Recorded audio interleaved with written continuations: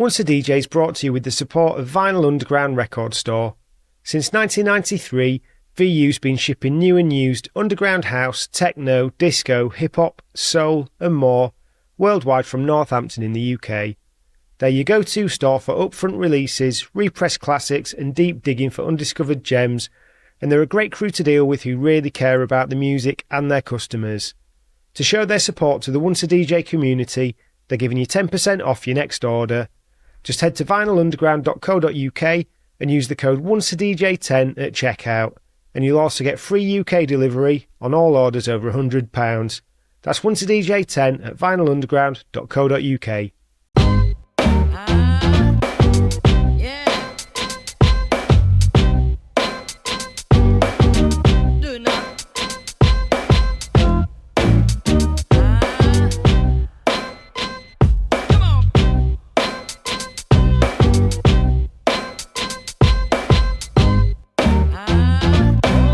Nice. Before we get back to the show, I just wanted to tell you that outside of this podcast, I run a business called Remote Control.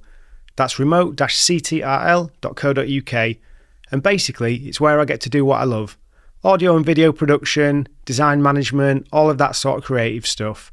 And the nice thing is, I don't do it alone.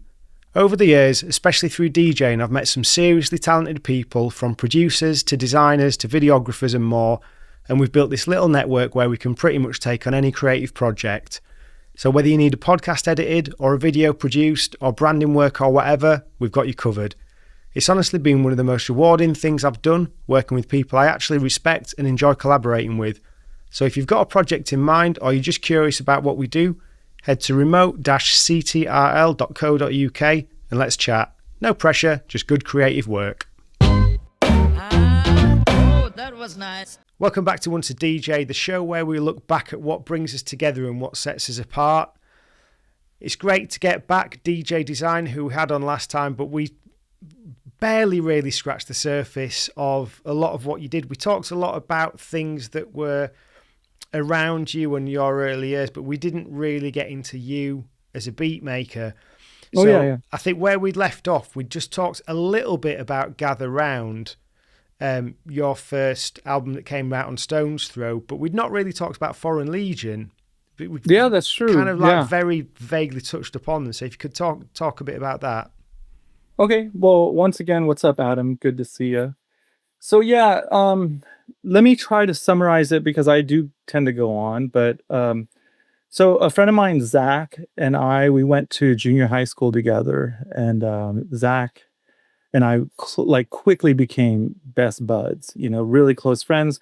We were kind of loners in the school. In fact, we were both into hip hop music, and we're talking 1984, right? So that's, that era. And so I was probably, 13 years old around then. So the only place to break dance and listen to this music was in the special education Porta room, Porta building. cabin. Yeah. So already, this is sort of setting up for being outcast to the normal peer group, right? Because you're among everybody who's got special needs, and people are at that age, what are you hanging out in there for? And it's well, that's where you get to listen to hip hop music, break dance on their hardwood floor, or it may have been linoleum because it was a porta room or whatever you call that. Yeah. And we would spend our days on lunch in there, and it was so fun. And you're hearing stuff, and now this is kind of the inception of commercialized hip hop, right? Of the first order, right? And so we were both fascinated by that. We became really good friends. And by the time we, got into high school, we're already listening to everything, most hardcore of the time, right? And Public Enemy was, if people don't realize this, but at that time, Public Enemy really was a revolution in hip hop music. It was very aggressive. It was very political, and it was very discordant, right? There, the music made no sense sonically, but that was what was so exciting about it.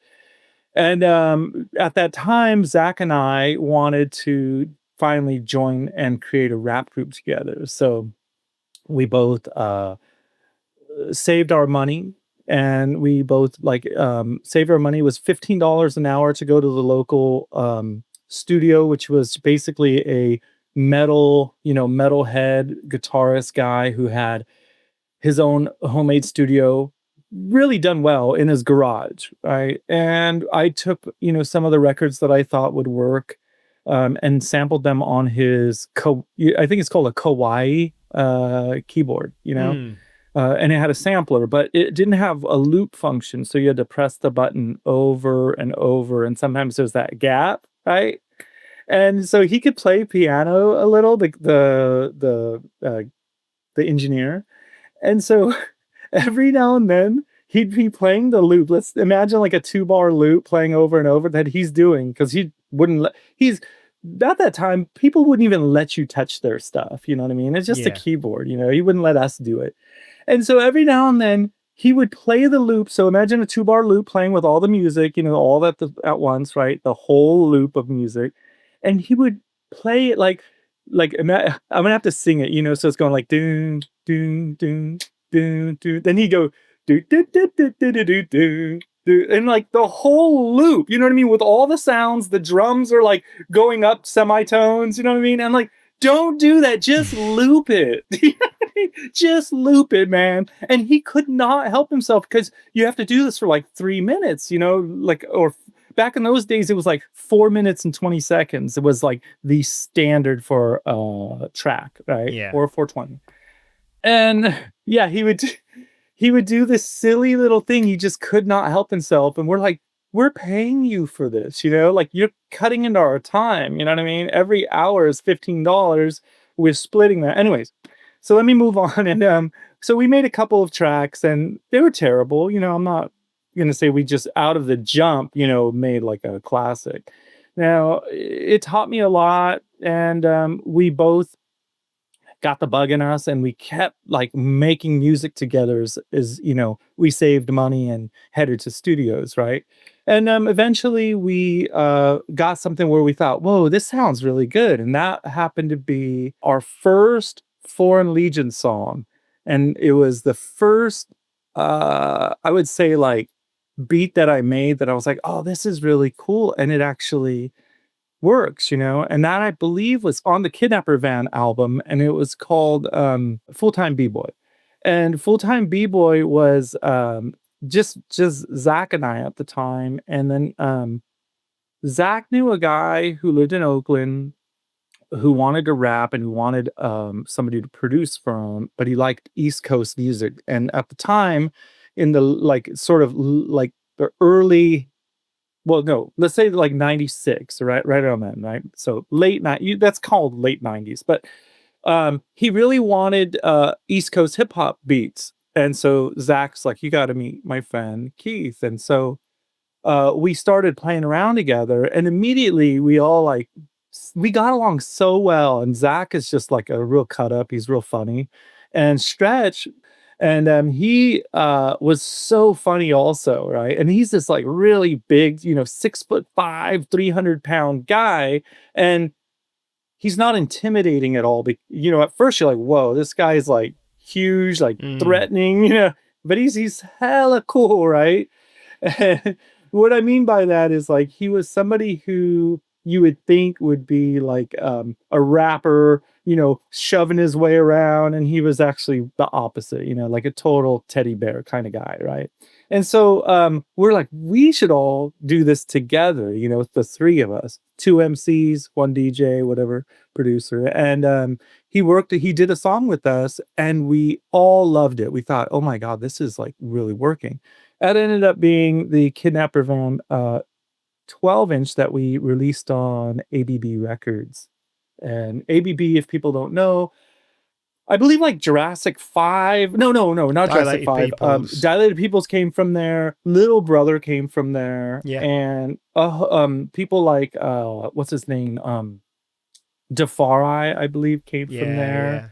Yeah. But a host of others, I don't want to get into all that, but my point is it was a legitimate West Coast, East Coast vibe hip hop label at that time. And we were really proud to have gotten signed to that because, at the time is like you're worried that you're just not capable and good enough to be on that level, with Yeah. people like that.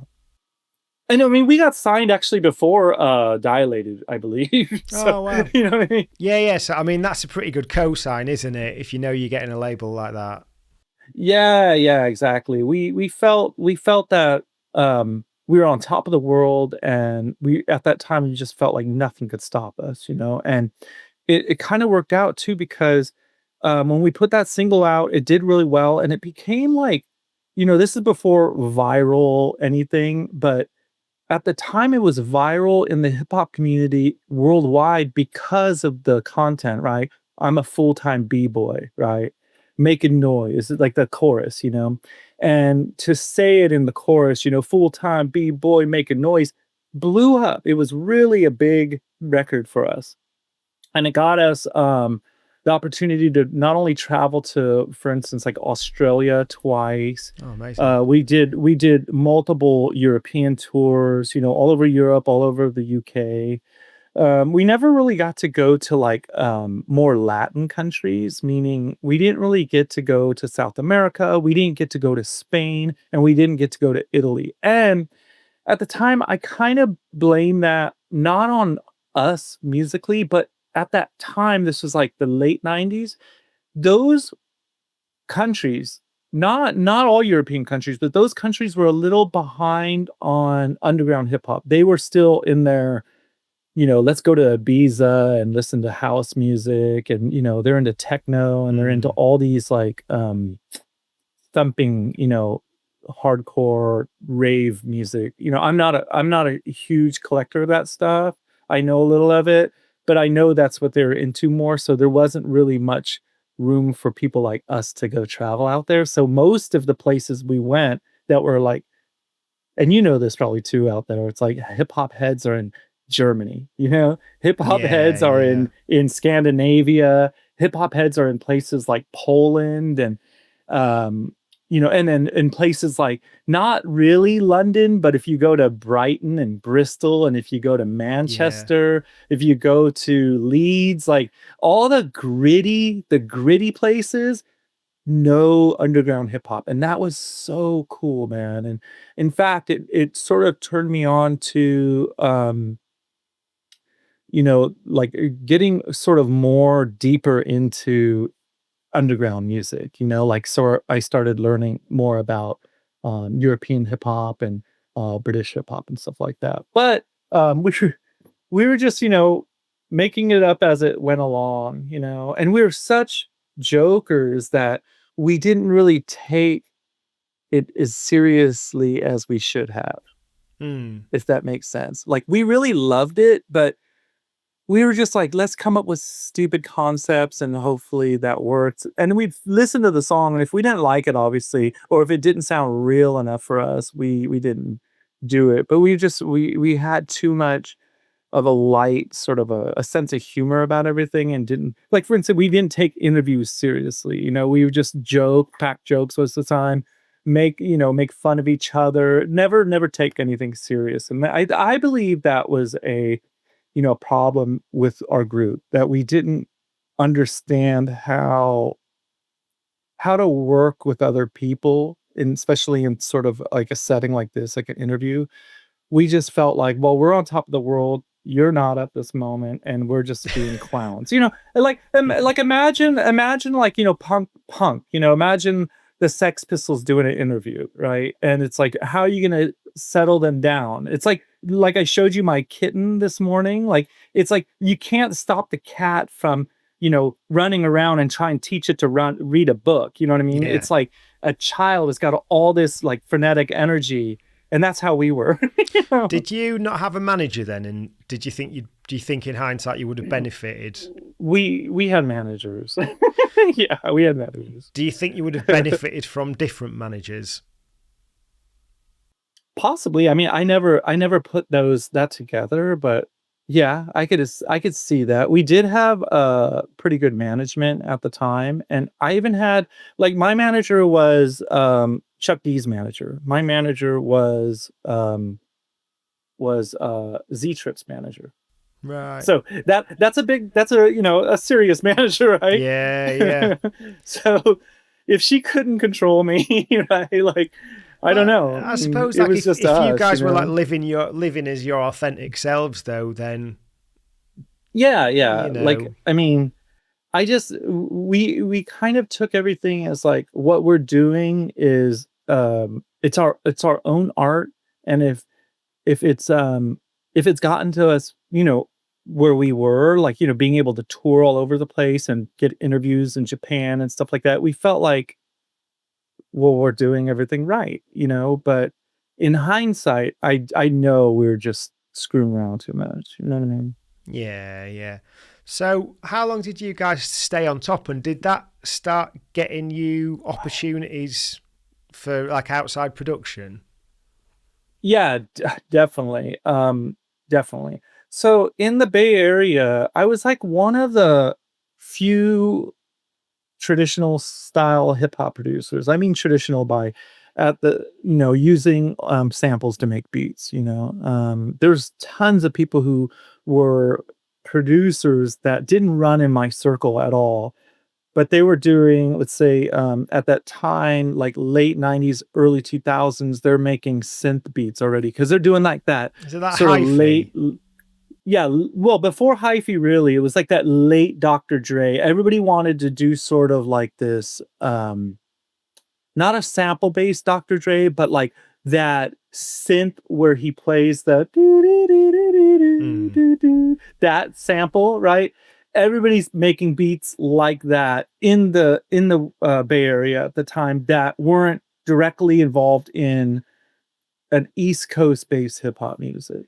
And so I was one of the few producers out there that was making purely hip hop music. And even the people who could have been and appreciated that stuff, most of them were doing a variation of DJ Shadow kind of music. And you must understand, at least in hindsight now, that DJ Shadow made beats, but he made sort of like cinemascapes or beats that were more like songs. Yeah, They didn't yeah. need a rapper.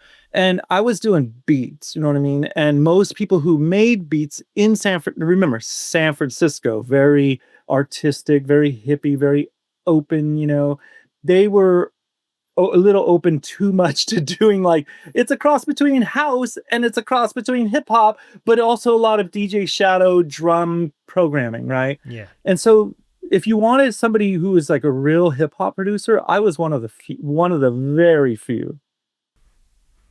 So what sort of opportunities were you getting, and like did you make beats for specific people? Because I'm just thinking about your album as well. So when you did Gather Round, was that just, were you like, I've got all these beats, we'll choose from them and Yeah, make an album? that was exactly. So at the time, I like I said before, I think like Peanut Butter Wolf and I were such close friends, all day, every day, hanging out, after, like in the daytime, all the way till if we're going to a club together. If he's not hanging out with his girlfriend at the time, he had a living girlfriend, and I lived with my girlfriend too, but we were like, I mean, it was like two peas in a pod, right? And so when he was doing the record label, Stone's Throw, I was there for everything, right? And so he's like, dude, let's put your record out. Let's put some beats out, And I was like, okay, let's do it. Now, we didn't do Foreign Legion because we were on ABB at the time, right? And he liked me more personally than he did. He didn't really get along with Zach and my group, right? It was just over. I think it was some sort of weird thing, a little jealousy over both of them. One of them Hmm. didn't like each other, one guy, because he gets a lot of girls, right? Another guy didn't like the other guy because he's, more of a hip hop legend or something before legend, but you know what I mean? Like Yeah, was yeah. getting more gigs and stuff. So there was a lot of weirdness and they didn't like each other. And so Foreign Legion never had even a close opportunity to be on Stone's Throw. But you know, I was like besties, as they say now, like with Chris. So he was like, let's put out an instrumental record with you, and we did that.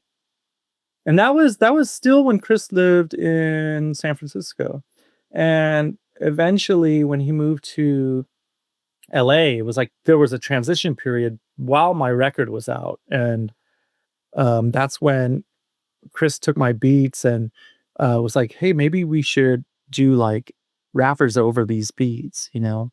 And that's how Spark the Law, you know, with Madlib, Quasimodo. That's how that came to be, and Energy with Wild Child, and No Games with MED, Metaphor. Yeah. Now, here's the thing.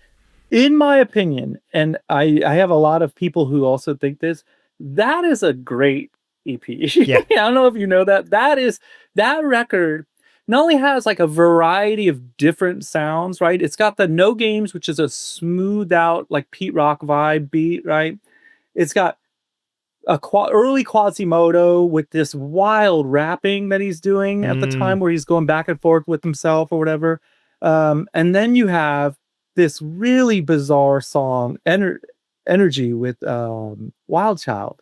And there's 3 different, completely different sounds, but yet they're all interwoven as like classic, like, you know, East Coast hip hop. But I believe all those things are really exactly my identity of musically, of what I do, who I am, and how my beats come together. It's, you know, like Spark the Law, that beat is a very simple SP1200 beat with just 1 bar loop. Energy is multiple sounds, like, you know, 4 different samples from 4 different records, Christian rock record, a record, you know, 70s, you know, Stax record type record.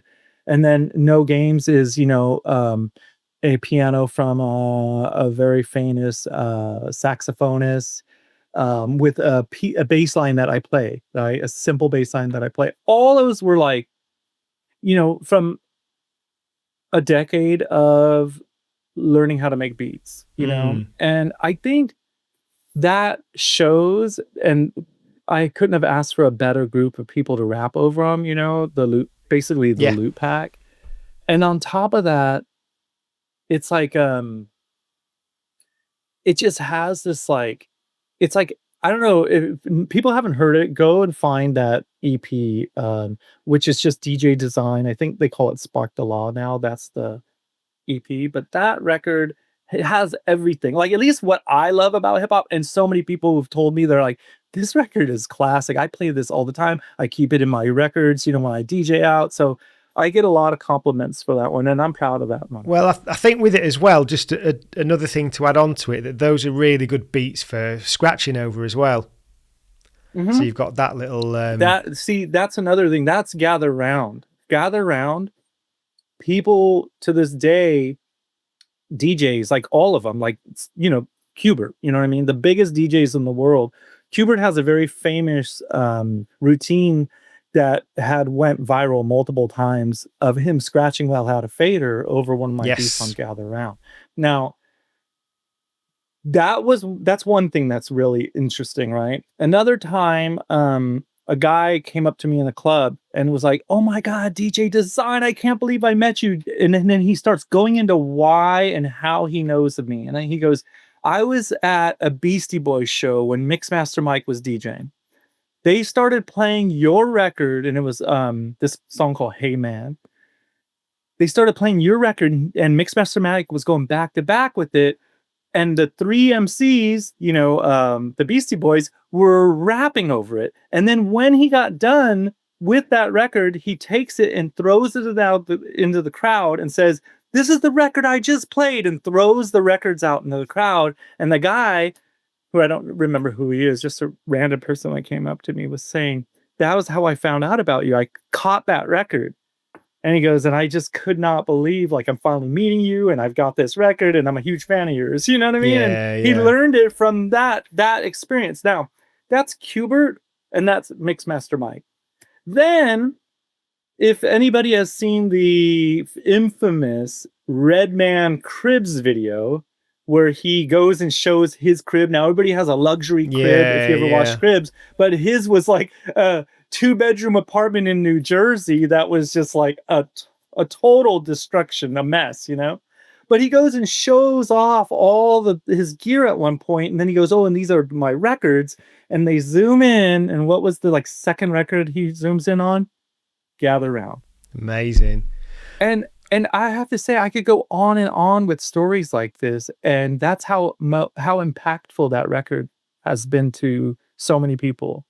The thing that sticks in my head about it is when I was reading about it a long time ago, that there was something. Was it something like the shoes are on the front because it's significant to do with some sort of story about you faking your death because a journalist criticized your shoes or something like that? Yeah, no, that kind of ties in, but that was I don't know if you know Dan Greenpeace from he was on here a while ago. In one of in that era, right? My girlfriend, this was like, think about this. This was like 1998, and my girlfriend bought me a pair of Gucci sneakers in 98. You know what I mean? I was wearing these weird black sneakers that had like straps over the top of them, but it was all leather, that sort of a weird shiny leather, a black leather, right? And they had like the Gucci logo and stuff. And back in those days, locally, people used to call me DJ Designer. They used to call me God, there was this famous like clothing designer at that time, like Isaac Mizrahi. Okay, there was this guy named Isaac Mizrahi. He was a designer, and people used to call me Mizrahi because that guy was famous as a designer at the time. Like, you know, whatever, you know, I go with it because it's funny, but I remember I told you earlier, I never dressed hip hop. I always dressed different, a little more like, you know, Oasis or something. You know, I just hated this. Like, I hated wearing jerseys. I would never do that. I'm not wearing, you know, dunks or, you know, you name it. I'm not wearing that kind of shit. I'm wearing what I like, which comes more from thrift shopping background. You know what I mean? I love thrift shopping for like 60s clothes and stuff like that. Well, my point being is like, so I was always like this real sort of fashionable guy. I used to get into magazines as like the best dressed, you know what I mean? Like, or, you know, there was a magazine called The Fader or no, Accelerator in the Bay Area. It was like a hip hop techno magazine. And they put me on for like one of the best dressed guys in San Francisco, you know, and wow. Of course, I never take the interview seriously. So when they ask me things like what is something you can't live without, I'm like, socks. You know, like I don't, you know what I mean? I'm not like speaking of design. In fact, I still don't really care. You know, I mean, I like clothes, but I don't like to speak about it. Do you know what I mean? Yeah. Like I don't care like that. Like I'm not. That's like not my. Like, trust me, I know everything about clothes. You know, I know everything. I've studied this shit forever, right? I like, you know, I enjoy reading and learning about designers, right? But this was all pre like Louis Vuitton, you know what I mean? When Virgil became the head of Louis Vuitton. This is all before that. I was like always into that stuff. Way, way before this was way before Pharrell was dressing different. You know what I mean? Like, I was doing this way back then, and that's one of the reasons why I stood out, but it's also one of the reasons that people kind of didn't trust me. You know, they felt like, oh, is this guy even into hip hop? Or he's not real, you know, I don't want to beat from him because he doesn't look like a hip hop guy. He's probably got whack shit, and you know what I mean? So I always kind of struggle with that, but it's a good history and the good time of thinking now, reflecting on like it from this, you know, this day and age. Like people were, I would say, like I was ahead of the time and people were way just like stuck in like this contemporary hip hop vibe, and now everybody dresses in designer. You know what I mean? Yeah. And this was in the 90s, you know, like way before all that. What have I kind of misinterpreted then in terms of the faking your death? Oh, I'm sorry. So what happened was when I first came up with that idea of DJ Design, the Spark the Law EP. You're kind of conflating something, and I'll explain that. The Spark the Law EP was supposed to be called DJ Design is Dead. And on the cover, I asked Jeff, because Jeff, the designer of Stone's Throw at the time, was my closest friend besides Wolf, right? We were real, kind of gravitated towards Jeff later, but, at that time, he was doing a lot of illustration and stuff. And I was like, dude, draw me a cover where it's like, some pigeons are sitting on top of a light pole, with the phone lines, and have some shoes hanging over it, and then have some pigeons, and that will be my cover. Well, he never did that. He did like spots. I don't know if you've been 9 spots. Yeah. For the Sparkle. Now, when we went with that, but on the back of the cover, it was a eulogy for me. I've got it. I've never noticed that. So it was going to be called DJ Design is Dead, and it was going to have, these shoes hanging over the light pole. And that would like sort of make sense if you looked at it, right? And we never went with that. We went with the spots. So there's that, and then being upset. So therefore, I faked my death. It wasn't that at all. It was more like just the album cover we were trying to make called DJ. Right. And it was De La Soul is Dead and nods to that. But the other thing was it also tied into Gather Round with the shoes, right? So you got shoes hanging off, right? Gather Round. You got shoes hanging off of the telephone pole. It's an EP from that album with the shoes. And then the thing with my shoes is when DJ Greenpeace made fun of me in that magazine. Right. It was just like it wasn't like I wasn't mad at it or anything. It was just funny. You know what I mean? We laughed at it. Greenpeace is really fun. I don't know if you've met him, but I've had him on the show. He's a good guy. Oh, okay. Him and Yoda are really nice, Yeah. But I always knew Greenpeace a lot more, just through hip hop. I don't know. Yeah. So something we've not talked about, which may be the next part of it, because we've not kind of talked about your label, but something else you mentioned was that you moved to Seattle at one point in the 90s. Mm-hmm. Yeah. What took you there? I could break that down real quick. So, at the time, Zach, the guy who was in my group with Foreign Legion, in 1993, he moved there from San Jose, wanting to kind of get out of this sort of suburb. And so at the time, Seattle was a really good choice because it's so inexpensive. And yet it's a city, And when he moved there, he moved with my ex-girlfriend. They were just buds, but he moved there with her, right? And so they got a place together. And then eventually Zach got a girlfriend and had her live there and stuff. And he invited me to stay. And this was right in 94. And so the first time I took Jeff. Jeff and I, well, actually, Jeff took me. Jeff drove me out there, right? Jeff Jank. And so we both go out there. Instantly we're like, this is crazy. Like, no, there's Kurt Cobain walking down the street. Oh, there's Drew Barrymore. Oh, there's like this band and that band, just all walking around, the grunge, nowadays, like the grunge movement, the whole grunge movement's just walking down the street right off of my stoop. You know what I mean? Like, back then it wasn't incredible to me. It was just like, oh wow, that's fucking, Kurt Cobain, there's Drew Barrymore or whatever, right? And it didn't seem like that big of a deal, but it was in hindsight like, wow, that's crazy. All these stars are just like kicking it. And they didn't, even though and this is a different time too, because nowadays, the whole world's so different. There's a lot of, everything's sort of like consumer driven, placed on money. And they were just like wearing their old clothes still. They had probably millions in the bank and they just were like bummy. You know what I mean? The grunge movement, So when I moved out there, I brought my keyboard and I met up with a couple friends that I never met. And one of them still my like closest friend to this day. And this guy's name is Brian. Brian is, he was into hip hop, like things like the Far Side, but he came from like, the Fish Grateful Dead era, or what's it called? Like, touring with Fish and stuff like that. And he was like, I think he was on like tour with Fish, and he ended up in Seattle or something like that, right? Well, we became really close friends, and we decided let's do. And of course, like I'm the one who's like, let's do this, and he just agreed, right? But it was like. But what I mean by that is because he wouldn't have come up with this idea because he doesn't listen to Showbiz and AG, right?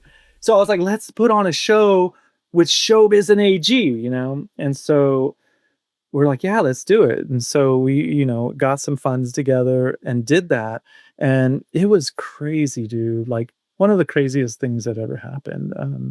So we flew out AG, Party Arty, and Wally World. So that all happened. I also flew out Peanut Butter Wolf. I flew out 50 Grand from Homeless Derelicts and Fanatic, who did Be Unassisted with Rasco. And so that was the whole show. You know what I mean? Pretty much. And a rumor came out that it got canceled because Showbiz was locked up at the time in jail for, you know, murder. Even I don't think he murdered anybody, trust me. But in fact, he didn't. I'm conclusive. He didn't murder anybody, but he was in jail at the time for that, so they couldn't have him come out.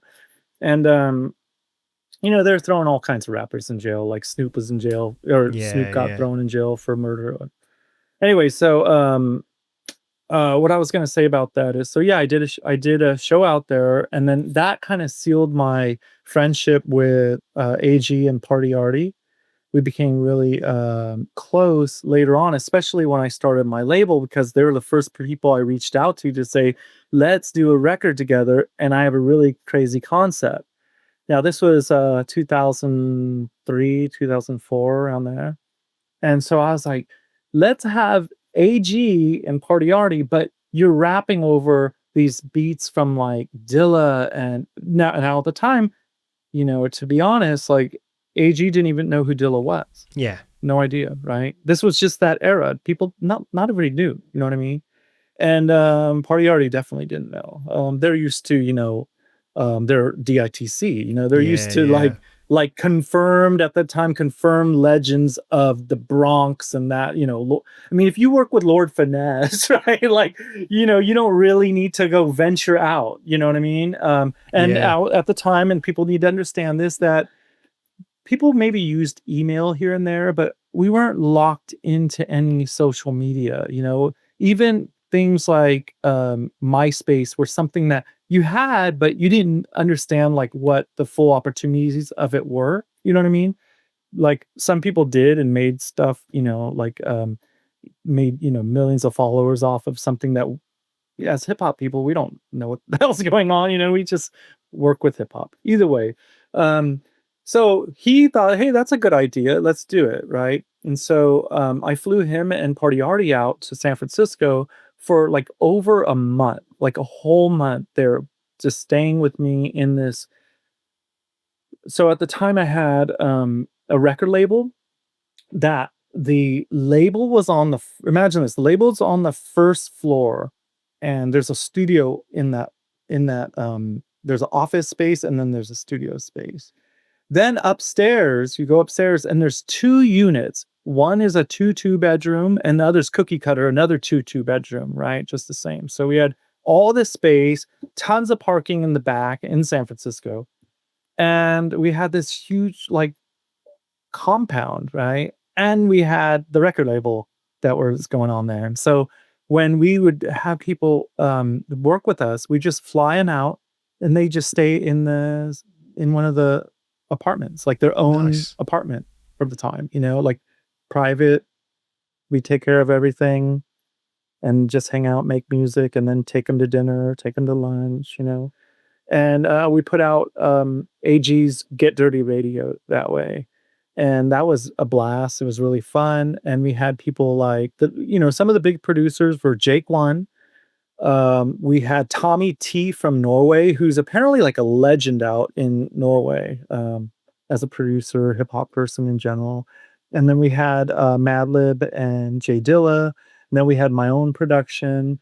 We also had Showbiz did one, kind of to give a little taste of some DITC. But I really, as much as I love Showbiz, and I would have them any day of the week. I didn't want him on it as much, only because I was trying to do a completely different project. Having one song was fine. I'm not complaining that, now, but my point is I want to do a whole different project. But Showbiz was, AG was like, we got to have Showbiz. What am I going to say? No, no. Like, so, anyways, that came out to be a great album, and a really different album that he's never did anything like that before, working with those kind of producers, that kind of sound. It wasn't a typical boom bap. It's like at the time you had Dilla was in that weird electronic sound, right? So we had a really electronic sound, and Madlib was like really deep into his like SP303 machine. Now I could say some things that are gonna, I don't know if they'll blow people away, but it'll be interesting. So when Madlib sent the beat that ended up being used, it was a loop with no drums, right? I mean, it had drum beat underneath from the original sample, but it was so weak that I was like, no, man, we can't do this. And they're like, yeah, I want it. They're like, I want to do it, but it's just not hitting for me. So what I did on Pro Tools is I added a kick and a snare in the beat, but it sounds just like the drums that he used. But what I would do is, so if you take a drum, right, and you think of the snare, right, it attacks, and then the air, reverb kind of comes off of it. I just put the tiniest clip of snare there to make it hit a tap, right? So instead of going this soft, it was like click, and then with the attack. Same with the kick, right? The kick was like very weak, and I just added a kick over it. And to be honest, like, it sounds so good now, like, but if you were to heard what it was like prior, it was kind of dreadful. And then the other thing was the the Dilla beat. Now the Dilla beat was just one loop, right? And so at the time I was like, yo, to Dilla, I go, he wants to really use this beat, but it doesn't really change. He's like, all right. He goes, well, do whatever you need to do, right? But he didn't give me much more than that. So I was like, okay. So in the hook, if you listen to the hook, I flew out Aloe Black. Yeah. Aloe Black came and did the hook. When he did the hook, I thought it sounded a little it still needed something, because it was a very, monotonous 2-bar loop in his electronic era, not like some of the soulful stuff he did in like 96, 97, right? And so I just added more synth to it. I added synth chords to play like a couple different chords to kind of give it like a sort of up and down sweeping feel to it. And then I did all the scratching too on it. So I did all the cuts. I threw in effects and stuff like that. I would like cut in effects that were from different records, 70s records and stuff like that, and gave it like this really unique sort of stop and go emotion. So AG's rapping over it, and he's doing this song that's he's using all these different famous classic rap lines, and then he's making a whole rap out of it.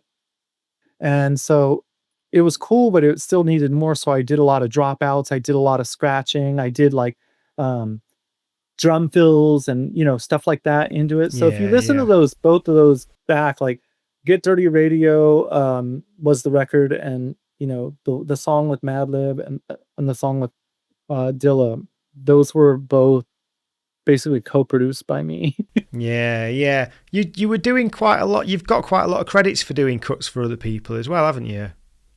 Yeah, even though, again, I told you, I mean, I like DJing, I like scratching, but it's not like, that's not my main focus. So I don't practice, or anything. But yeah, I ended up scratching on a bunch of different records, but they're really underground, like I would scratch over like a bunch of Fanatics records. So I'm just mindful of this. There's so many things we could let's get keep into. it going. Yeah. So you posted, I was flicking through some stuff, getting the cover art the other day for the first episode. And I noticed you put up the check for the Beastie Boys remix. Oh, yeah. So can you talk a bit about that, how that came about, how it felt? Yeah.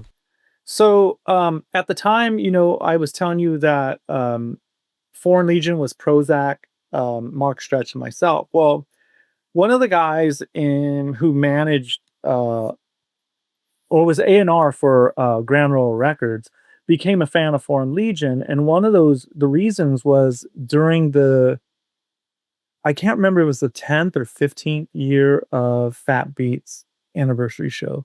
It was at the Key Club in LA around 2001 or something like that. So last minute, now this is going to sound awful, but Big L was supposed to play and he got shot and killed. So Big L could no longer perform, obviously. He passed away. So they had a slot. So they reached out to us. And so Foreign Legion filled Big L's slot at the Fat Beat anniversary show. Isn't that crazy? That is nuts, right? So we filled his spot, and when we did that, there was a lot of movers and shakers in the crowd, a ton of them. And Zach, well, we were down there in LA. We were staying with one of Zach's friends, and Zach's friend was a scuba diver. And he had like this bag that carries the scuba diving tanks, the air tanks. And it looked like it was made of mesh, of net of some sort, right? And Zach's like, that thing's big enough to fit me into it. Why does Mark Stretch put it on his back and I'll be sitting in the back of it? And when Keith comes out to DJ, he starts the show. I'll play a record, do a little cuts or whatever, get everybody hyped up. And then Stretch will come out walking with his body towards the crowd and he'll start doing his verse. But then when it's my time, or Zach was like, when it's my time to do the verse, he'll turn around and then I'll surprise everybody that I'm in the backpack. And he did just that and literally stole the whole show. Like people went crazy. This guy's in a backpack of another guy, big guy, little guy, right? And he could fit into the backpack and he's rapping in a backpack. It was just crazy, right? And so many people saw that immediately when we got off a stage and got into the crowd, that's how I got my manager. Someone's like, you got to meet this woman, right? Her name is, I won't mention it right now, but she's like, I would love to talk to you guys more. And like, cool, this is crazy, right? We were just like, imagine it. It was like, we just felt like stars, like we stole the show, got the biggest cheer, anybody who came after us, people were still like yapping about the show, you know what I mean? And then we met this guy, Kenny. His nickname's the Tick. I don't know why, but it's like the Tick. I hope it's like tick, tick, tick and not the bug, but he was known as the Tick, right? And he was the A&R for Grand Royal for, the Beastie Boys record label. And so he wanted to sign our whole group. But what ended up happening was Grand Royal was in a period of folding. But at the same time, they wanted to put out our one of our singles for Foreign Legion.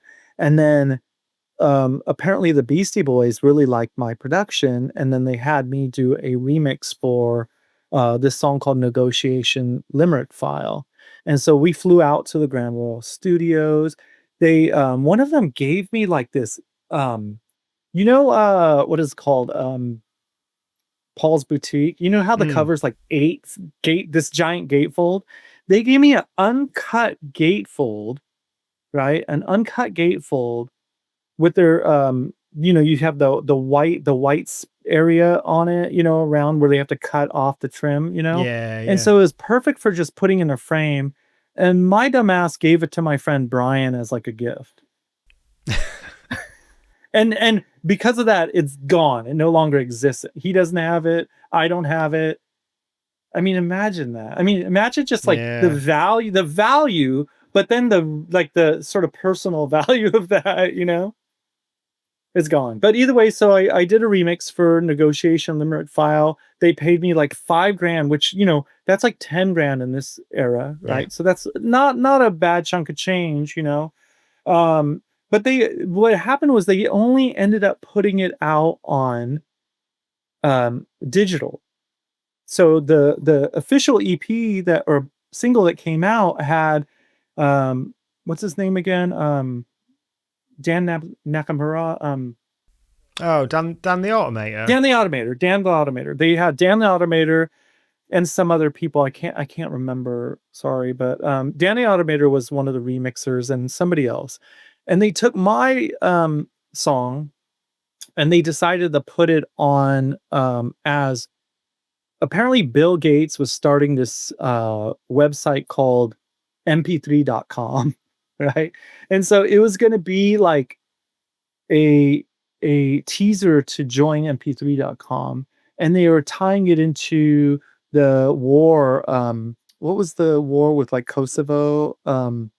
Anyway, so they wanted to do like this like relief fund for them, and so they were like, anybody who buys this song on mp3.com for $1, we will match it by $1. And apparently, like they made millions doing that. You know, I may have gotten platinum. I don't know off of that. You know, it was a big deal at the time, and that was during what record? What was that record called for them? Would that have been Hello Nasty? Yeah, I think it was Hello Nasty. And so, yeah, the one they're in the sardine can. Yeah. And so that is the only place it really ended up. Now, here's the thing. This is like a weird story, and that's why I don't really want to say the names. But so my manager at the time was literally with me in the office at Grand Royal when I asked Kenny or the Tick if I could release just like a white label of like 50 copies to give to friends and, you know, maybe sell a few to some people and stuff. And he was like, yeah. You know, that kind of like yes man thing. Yeah, cool. Yeah, no worries. Yeah. And so I was like, cool, you know, that's awesome. Right. And so I like had the guy who put out Kidnapper Van make some copies of that. And he made like 50 copies. Now, here's the thing. This is like all before you talk to everybody on text. And, you know, this is like, there's not many texts being done. There's phone calls, but really rarely, right? We're not emailing each other because this is 2001-ish, right? 2002, I don't know. And I'll put it the way that that I found out about it. So I received a call from my manager, and she was like, I'm in LA right now, and Fat Beats in LA reached out to Mike D and noticed that you are selling white labels of your negotiation file song. And they are so pissed at you. Dude, what are you doing? You're like, why would you do that? I go, dude, you were there at the label when he said I could do this. Don't you remember? And then to back up for a second, my manager hooked me up with a lawyer. Like this is before this happened, right? Yeah. And said, this is going to be your lawyer now if you want. You are going to need a lawyer. Here's your lawyer. Some probably high, you know, LA lawyer, you know, music lawyer. They called me on my home phone together. My lawyer, who's supposed to represent me, but it's also my manager's best friend, and my manager calling me and blaming me for everything and saying like, you're never going to work in this business again. You're never going to be in, you know, you're never going to get anything. You're never going to work again. You're never going to get any jobs. And I'm like, wait a minute. My lawyer, isn't she supposed to be representing me? They're just like, no, fuck you and all this stuff, right? I'm like, I don't get it. You know what I mean? And what am I supposed to do? Like, how am I supposed to argue this when there's nothing on paper? She was there with me. Kenny said it was cool. And it was like over. So I lost my manager and I lost my lawyer who wasn't even representing me, who was like talking to me on the phone, blaming me for everything. And not even defending me when my lawyer's getting mad at me because Mike D was pissed off that we did some copies of this white label. Now, the guy who is my manager, not manager, sorry, the record label guy who did this, who put this record out, shouldn't have taken it to Fat Beats because that was not the agreement.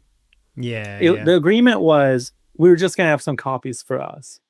And he went out and tried to sell some to to Fat Beats. And that's when, I don't know who was there, but somebody went to the back and made a phone call. And that, I mean, that is just some fucking fucked up shit, man. Like, if you think about it, like, you know, in this industry, we're supposed to be like no snitching, and you know what I'm saying? Like, think about it for real. Like, think about it. And that guy runs into the back room and goes and makes a phone call to Mike D. You're like, come on, man. And what really is it doing? It's like a few copies. Either way, again, I think it's wrong that my label guy went and tried to like sell copies. But the way it was overblown, like, you're never gonna. I literally you're never gonna work in this town again. Yeah, and maybe some of that happened to me. Do you know what I mean? Maybe that some of that actually worked out. Well, I was gonna say, because, like I say, we've just can't get into everything. There's so much, but there's things I absolutely don't want to not get into. Dude, here's the thing. Like, you are right. I've had my foot in so many things, dude. Like, yeah, I've been everywhere, and there's a stamp somewhere of me in like so many different things. I just have been lucky to be placed in that position, you know.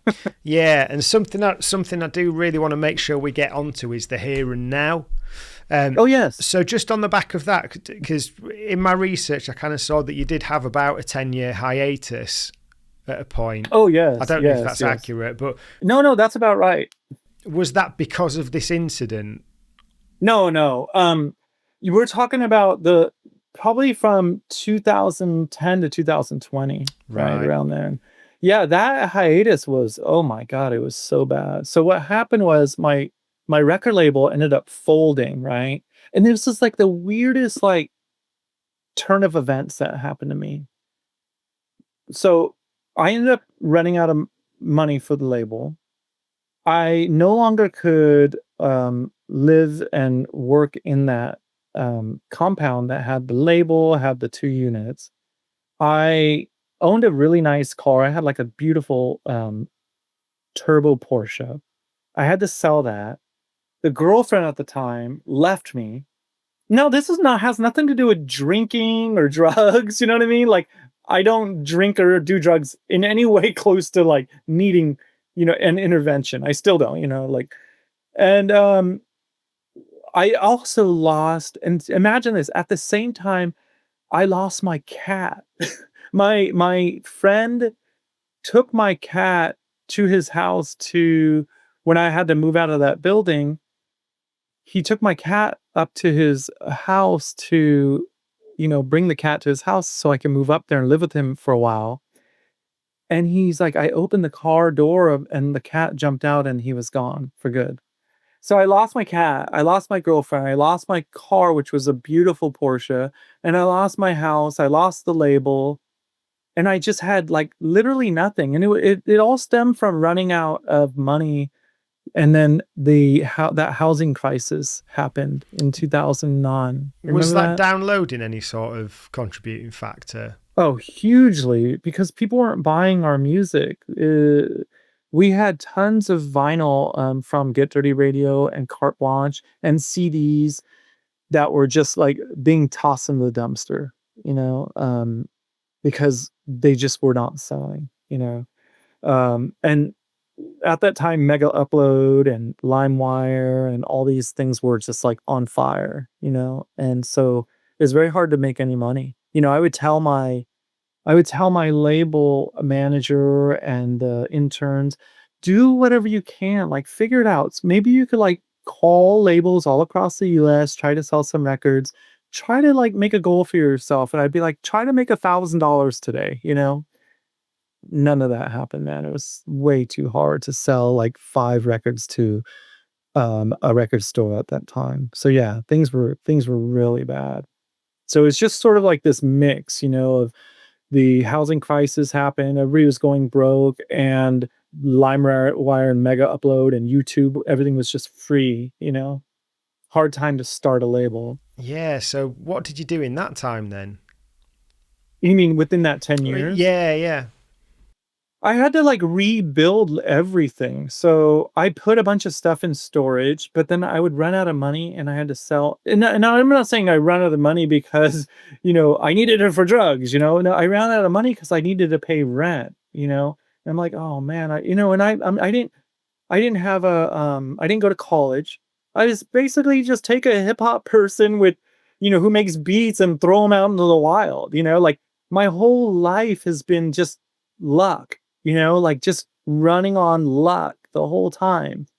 And when I no longer had the luck and I no longer had anything and I was no longer 25, I was 38, 39. You don't have the same don't have that same desire for you as much as they did before. You know what I mean? Like before, maybe I was just like cute enough. You know what I mean? I was interesting enough, and I had a lot of future, let's say. Because he's this young guy who's got a lot of energy and he's doing a bunch of stuff. Well, give that to somebody who's like 39, 40 who just lost everything, and it's really hard to come back, and it took a long time. And I mean, and even to this day, that's where I am now. I mean, I make music online and I post it online, but I don't really do the Spotify much. I've released something here and there, and it's very hard for me to even put stuff out. Now I have a label who's wants to put my music out, and I sent him my songs and my record, and we put out a couple digital singles, and we're going to put out a vinyl record, but I can't seem to finish a record right now, and I don't know why that is. I don't know if it's like self-doubt, of like, oh, I probably won't even sell 100 records. And if I put it online, I only have like less than 1,000 people who follow me on Spotify. I'm like, what is the point of this? You know what I mean? And what the point is for me is I enjoy every day doing what I do. But when it comes to earning a living off of it, your guess is as good as mine of how to really do it. I wish I knew. I work with people, like lately, last year, like this guy Fashawn reached out to me and wanted to do a song together. Fashawn, he worked with Nas, he's like he's not a pipsqueak. He's like a legit, artist. And he calls me up and was like, let's do a song together because I really like this beat that you posted on Instagram. Right. And so we did that, and it's a great song. You could find it. It's called You Are a Star. No Less Than the Trees and the Stars. That's what it's called. But yeah, so all this stuff, where I'm at today is because I had no idea, I'm just flying, by the seat of my pants. And again, like I enjoy every minute of making beats more than figuring out how to make money from it and how to make a living from it. Yeah. Can we talk a little bit about I think you mentioned it, I can't remember if it was before we started recording or just at the start of the last session. You talked about how you're not a fan of buying expensive records and digging in that way. You prefer to kind of find the bargains really and do something with them. Can you talk to that? Yeah. So in general, I don't really like to do a lot of research when it comes to digging for records. I really like going in blind. You know what I mean? I like to just see what is out there and use my intuition on finding music. Now, I see stuff online. Now, I don't see stuff on Spotify. I don't dig on YouTube. I don't dig on Spotify. And when I say Spotify, that's in general, like, what is it? Streaming services. I tend to get my most excitement from going to a thrift shop and seeing if there's anything there. And then I learn about, like, if I find a record that I really think looks good, I bring it home, cost like the cost of it was only like $2, let's say, right? I bring it home and either I'm totally surprised and excited or I've been disappointed, but fine. I don't have a problem with that. But I've discovered so many records that way. And it's just that there's a certain thrill I get from feeling like I'm doing something all by myself, like I'm not, picking up on trends. I'm not, going out and buying a bunch of fancy Japanese records because that's what everybody's into right now. I enjoy sort of like that blue collar, vibe of digging and just seeing what you could come up with the limited amount that you have in your pocket. Now, I brought up to some people one time on one of my YouTube live videos. I said, it's like this, right? You have people like The Alchemist, amazing producer. I would never say anything bad about his production. He's insanely gifted and insanely talented. Now, with that, now that you understand that, is that he definitely produces with elite tier records, right? He goes out, he could go to Japan, he could go to Korea and find the greatest, rarest record you could find. That's awesome. I wish I could do that, but I don't. And I don't have the funds to just, fly to Brazil or whatever, right? So I look at it like there's these sort of top tier records, and then there's like this blue collar producing that happens when you go out and you find some silly thrift shop record of a Christian, rock group from like 1973 that hasn't been exploited to the hilt, you know what I mean? Like, because it doesn't have a drum break on it, or, you know what I mean? Like, no one's talking about this record because it's not some super soulful record. But what you're looking for is you're looking for certain sounds that come from it, right? Electric piano. You're looking for early synths, before like the 80s, right? When synths were like giant bedroom size synths, right? With arpeggiators. You're looking for a very interesting bass line. You're looking for just like a snare or a drum fill that starts a song, and you're taking from that and you're carving it up like a butcher, you know what I mean? Like butchering, steak or something, and finding just a little soft snare. Like, that's my passion, right? Is I'm looking for pieces that are discarded. Now, there's a thing that, so I read a lot of books, right? And I read like this book with Warren Buffett, right? And when he was saying, like, when he got started in stocks, he would buy stocks that no one was looking at, right? And he would call them cigar butts. He goes, you're walking down the street, there's a cigar butt that's still lit, but there's really nothing left. But you could still take that cigar and you could take a puff or two still out of it. And if you think about that, there's a puff or two. That means like you're experiencing the same thing as the fancy guy with the top hat, right? You still could take a puff.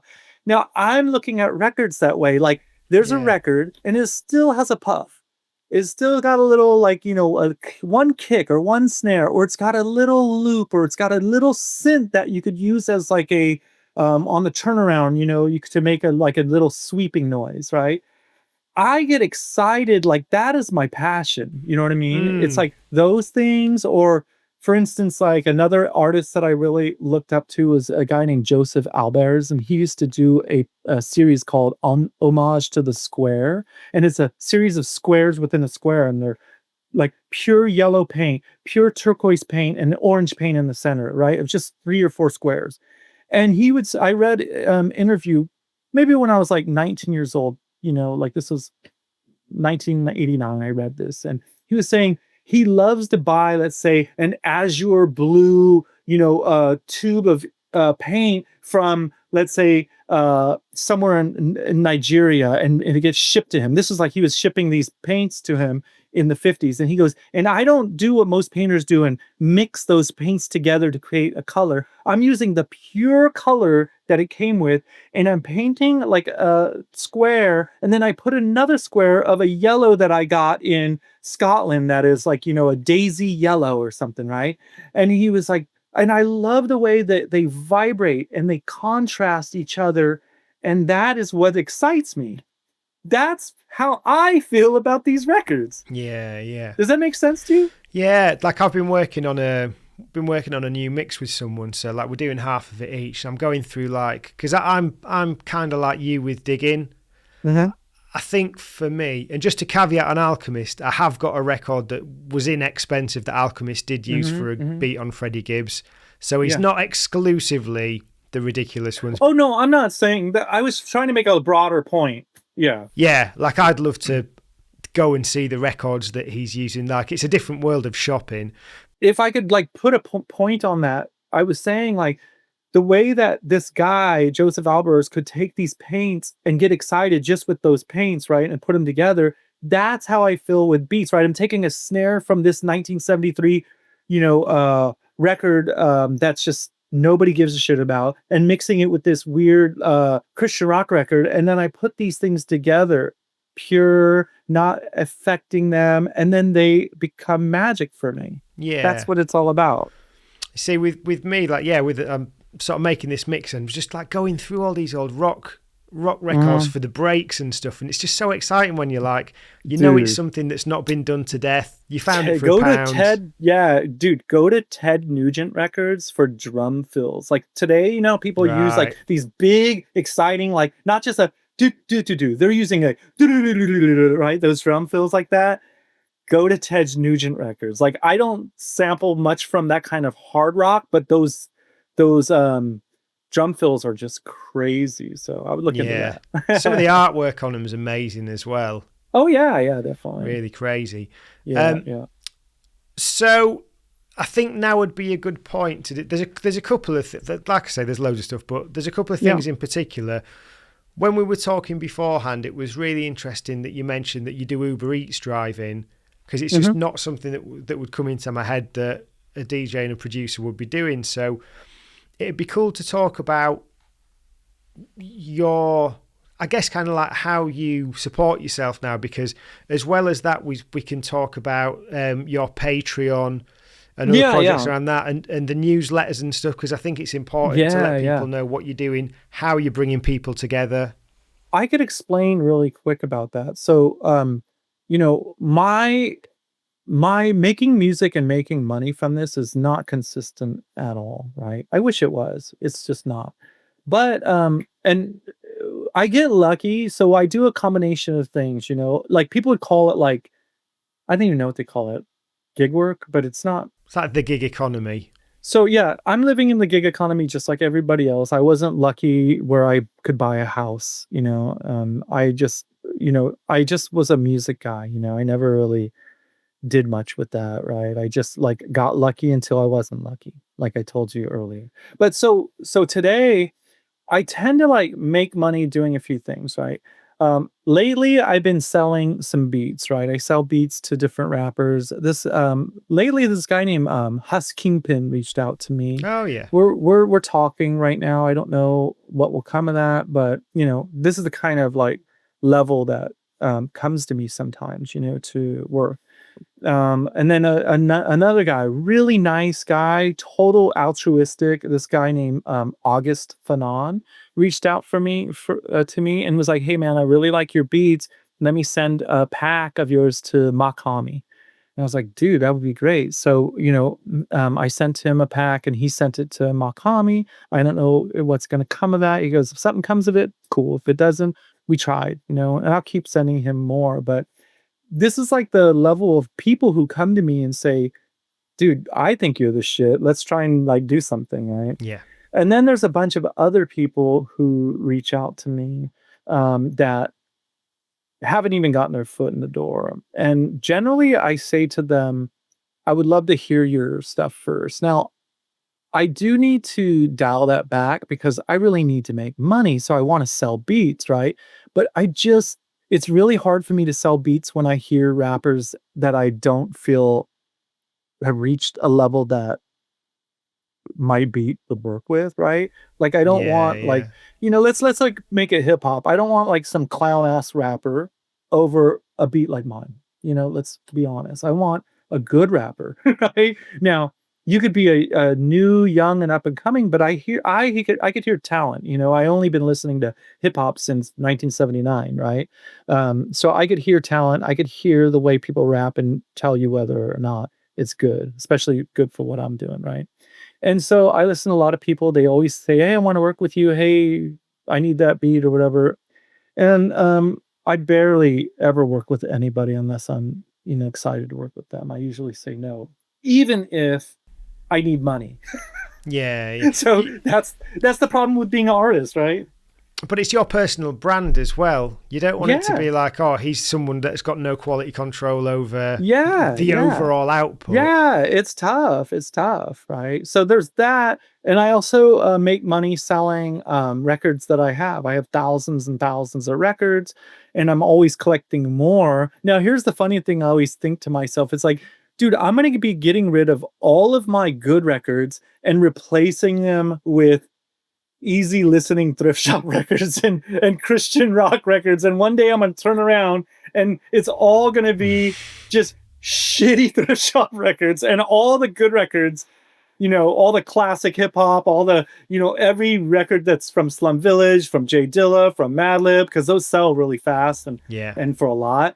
They're all going to be gone. All my classic, Marley Marl records are all going to be sold off. And and to be honest with you, like, I don't care so much about that, right? I don't have kids, so it's not like I'm leaving this legacy of records to somebody, right? And the records that I have that mean something to me will maybe have like a signature on it, and that's about it. Like, I don't have, what is it called when you have like this weird loyalty Like to the like sentimental value. I don't have that with physical things. I have it with like humans, and I have it with like my cat, right? But I don't have it with things like that. When it's gone, I go, oh, I wish I had that like SB1200, right? So I could use it, but I don't have like this sentimental of commercial or consumer items much, and I could use the money to pay fucking rent, right? Yeah. I sold a white label of, Jay Dilla's remix record, the one that was it came in blue. Is that and the one that green, House Shoes put out? Yes. Yeah. Not only that, I had the white label of that with House Shoes autograph on it. Wow. Yeah. And I had a Madlib remix.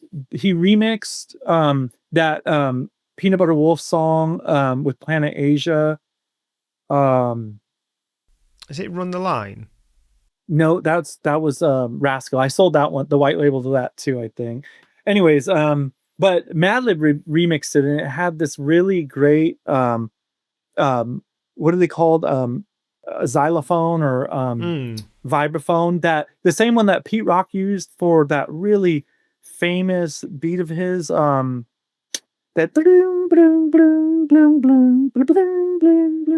That's one of is that one of the Pete instrumental ones? Yes. So that. Yeah. Well, Madlib did a version with that where Planet Asia raps over it, and this shit is fire. But I had the white label to that, and I sold it to Greenpeace too. So I sell a lot of stuff that were like incredible records, dude. You know what I have? I have a Jay Dilla that a CD that he gave me that he didn't sign it. Because he gave it to me personally. He's like, here's my number, home phone number, and here's my cell phone number.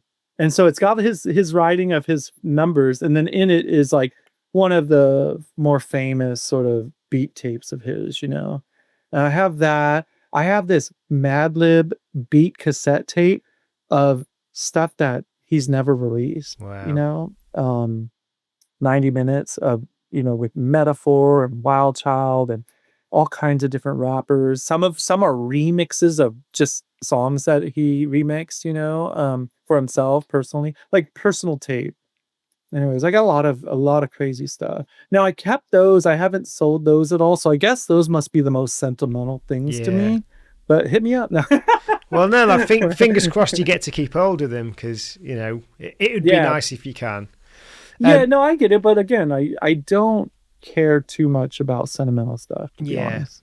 And so you do things on Patreon as well, don't you? Mm-hmm. So I have a Patreon /DJ Design that I put out my original beats. I do like videos. I do a lot of beat making videos where I try to explain people my thought process and how and why I do things. To be honest, it's hard. It's hard to get out there and get the word out, So I have maybe 1,900 followers, and I've been doing it for like 5 years. It's hard to grow it. Maybe if I'm more consistent and do it every Sunday or something, I don't know. But I know that what I'm doing is good. I mean, I listen to a lot of people who do this and they have a way better video quality than me, so I get that. But I think like what I do, I mean, I'm not gonna toot my own horn, but I make really good beats and I can make them live in front of people, you know what I mean? It Yeah, takes yeah. time, but it's right in front of people. And I try to explain to people like this is the way it used to be. I don't know. I watch people now. I do watch videos of people making beats. Now I'm not talking about specifically. I'm not talking about John Wayne because in a class of his own. He's does a lot of synth work and stuff, and he's incredible. And he makes fun, awesome videos. But he has people working for him to shoot the videos and edit the videos, and he's great. My And point that's his is, main hustle now. Is I don't think he's oh a yeah, beat dude, maker as such now. He's he just doing the is, tutorials. and he's awesome at it. My point is to do live beat making with just searching through records and not already being somewhat prepared. This is work. And this is the work I kind of want to show people because this is like if you really are doing it, not if you're like pretend doing it and you have everything lined up for you. You know what I mean? I'm digging through records, I'm making beats, and people get to see that window and get to understand it. It's boring, and but if you're really an intense hip hop producer and you like that looking at stuff from the 90s and how people did it and still do it, like I still do it that way, then they should definitely follow and watch Marlon videos. Yeah. And can you talk about the newsletter then as well? Because I think that's Oh, such a cool project. dude, the newsletter it's so underrated and I mean, it is such a cool thing because for one, you get so many samples, right? Not only from just record or so what I do is I sample a bunch of sounds from various records that I usually find at thrift shops or I get it from my own collection, but most of those are from thrift shop too. But um what I do is I take snippets that I think that's something I would sample or I would use somewhere in a song. And then I do a lot of those. And so I give you like all these like 1 bar, 2 bar, three, or sometimes 3 bar, 4 bar loops, sometimes 8 bar loops, sometimes there's a 16 bar loop of samples that I find that I think I would use on this record, right? And then I give them, if I find a drum snare, a drum kick, hat, different hi-hats, drum loops. And then sometimes I'll take drum loops that I go, you know what, this drum loop needs some work, right? Like it needs to be edited this way. It needs to sound like a beat. It needs not to be so jazzy, right? And then I'll add like a sub kick under it and make a loop. And then I'll put that in the pack also. So it's like a beat that I edited and created that you can now use, right? I do all that. I'll give like little, hits to all these sounds and stuff. And I'll make my own little effects from records. Like I'll take, for instance, like a Tomita record, and I'll find like a certain like weird arpeggio that he used, and I'll make it into like a fade, attack with a fade out, so it sounds like a weird effect that you could use like at the end of 4 bars of one of your beats. That's the thing I need to know what that's called. Like, when a song plays for like 4 to 8 bars, and then a little boo comes in before the turnaround. What is that called? God knows. I don't know. That thing, like I make a lot of those for myself because I need to use them, right? And I realized once I started doing that, I could just go dig through those archives as my sounds and I could place them on new beats that I made and they sound really good. But so I do that and then you get that mailed to you as real mail, like in a literal envelope with stamps on it, right? And then you open it up and there's a newsletter that I talk about the samples that I found, and I kind of give a rough story about, sometimes where I found it or why I like it, what kind of sounds are on it, what you could look forward to if you buy that record, if you find that record somewhere, and explain sometimes how to sample this, how I would use it, and just kind of like loosely speak about it, right? About the whole process of beat making. And I do have about it's not a lot. It's like 30 people worldwide, like everywhere from like Tasmania to Turkey, Istanbul to like Mexico to Brazil, all over Europe, you name it, England. And it's a small group, right? And I want to make it a bigger group, but I'm also doing this monthly, right? I stopped monthly in October. Now I'm doing them periodically because Yeah. it just hasn't grown enough. Now, if I would have gotten to like 200, let's say, as opposed to 30, then the pressure of doing it monthly would be more well, deserved or whatever. Like I would be more inclined to do it. But since it's only like 20 to 30, let's say, it's hard to have that pressure on me because it's the same amount of work, right? Yeah, And so I'm like, I just got to do it periodically. But if they're interested, they could reach out to me on Instagram at DJ Design. But I have March through October of this year monthly. And there's so many samples to choose from. And they're all on Patreon too. And I think it's like, I love the way that you write about them. And it just gives you this feeling of connection over music, which we lack now.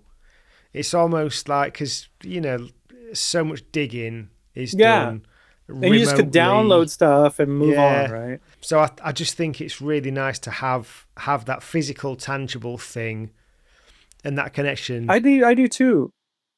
There's a couple people that they like literally like they'll say I have every one. And, they just go through them when they're like, it's stacked up in their studio, because they could go through them, the letters, open them up, find the little SD card in it, plug it into their MPC Live, and then search through the music, right? Another thing is another guy out in Germany. He's like, I read your letter. My girlfriend and I read your letter every month that you send it. And we just enjoy learning about the songs that you found.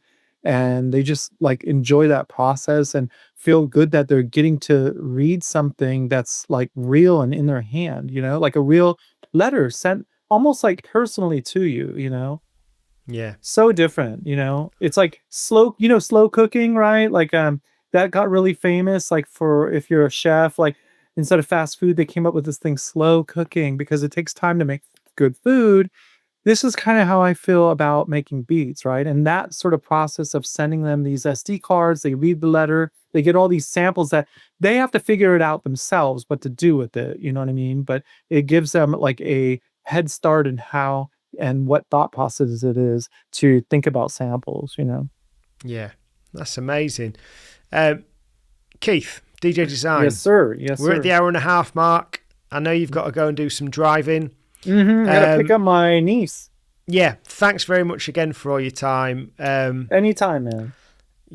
There's plenty of things we didn't get into, but I think we covered a lot of it. So yeah, really appreciate your time once more. So yeah, I appreciate it, man. Adam, it was always, a pleasure. This is the second, interview that we did, but it was really nice to speak to you. And I hope to speak to you in the future.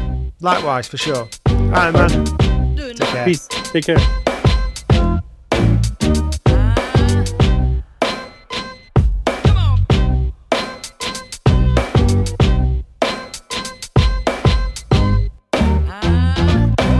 Was nice.